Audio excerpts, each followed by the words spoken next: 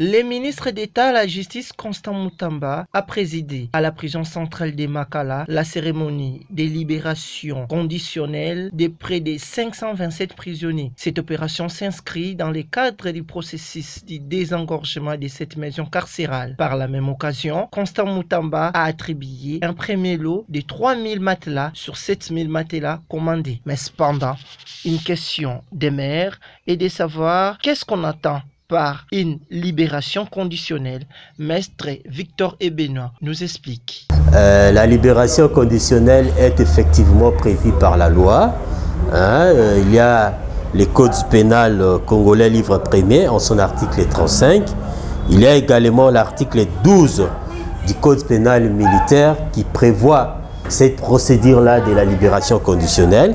C'est-à-dire si une personne a déjà purgé le 1/4 de sa peine, c'est-à-dire, je peux donner un exemple, quelqu'un qui a été condamné pour 20 ans, une fois que la personne en question a déjà eu à purger soit 5 ans au niveau de la prison, cette personne est éligible pour la libération conditionnelle, à condition aussi qu'on puisse constater qu'il y a eu quand même un amendement, il y a eu une amélioration dans son comportement. Parce que en droit congolais, le but de la peine, c'est plutôt, on cherche l'amendement de la personne. Le but de la peine, ce n'est pas comme en droit américain où on cherche à punir la personne.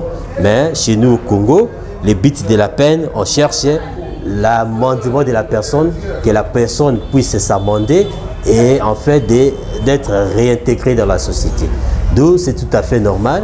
Nous encourageons le ministre d'État et le ministre de la Justice dans cette démarche.